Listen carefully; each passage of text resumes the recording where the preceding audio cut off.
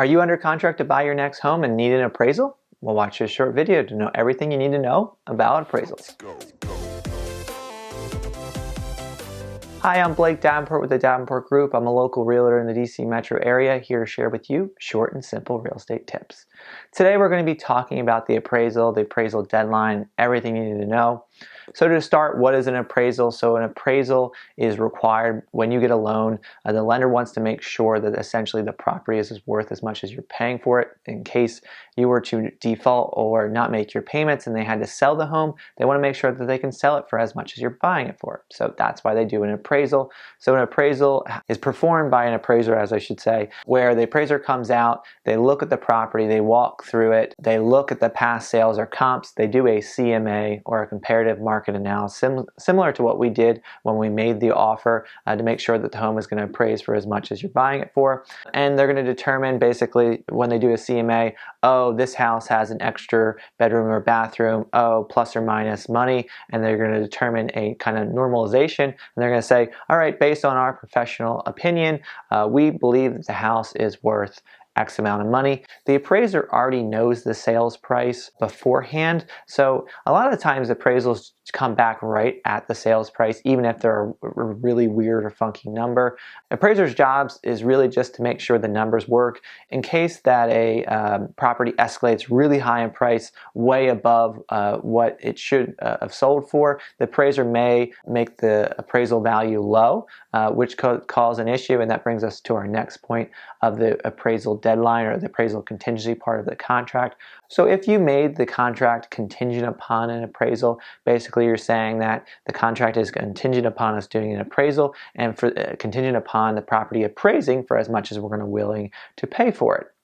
So, and it protects you in case the property does not appraise for as high as you're going to buy it. So say the sales price is $1 million and the appraisal came back and it was only $980. Well, it allows you to walk away and protect your earnest money deposit. And that's really what's at risk with all of these contingencies, is your earnest money deposit that you put up front. So if it comes in low, you have three options. You can either come up with the difference of money because the lender, say if you're putting 80% or 20% down, they're only going to give you 80% of the lesser of the two, the appraised price or the sales price. So if the appraisal is lower than the sales price, they're only going to give you 80% of the appraised price, and then you're going to have to come up with the difference, or the seller can reduce the sales price to that appraised price, or you can walk away. That's the protection of the appraisal contingency.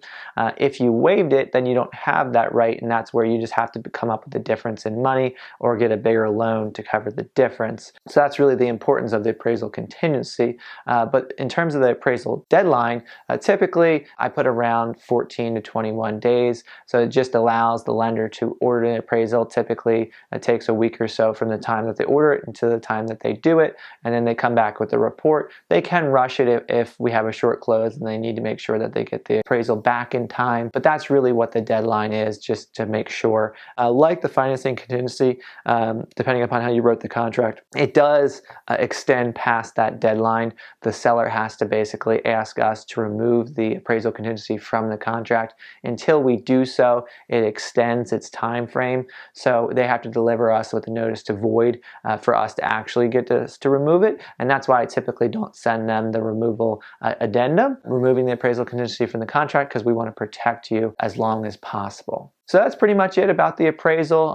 Another thing to note is you won't actually physically be there as the buyer's agent. I'm not there. It's typically done but either by the appraisal comes by themselves or the listing agent meets them to kind of give them comps and kind of try to validate the price that it escalated to. And the DC metro area, a lot of properties do escalate very high. So the appraisal is a very important part of the process. That's why it's also important to use a local lender because they're going to be using appraisers who know kind of this area and know how crazy the market is, versus if you get a large national company, they might bring an appraiser from a different state that isn't aware of the current conditions of the market. So as I was saying, an appraisal is there to make sure that the home is worth as much as you're paying for it. It's required by the lender. You typically pay for it. When they do it, it's around $500 or so. It's kind of an associated closing cost. If you don't pay for it then, you will pay for it at closing. But that's really all you need to know about appraisals and the appraisal deadline.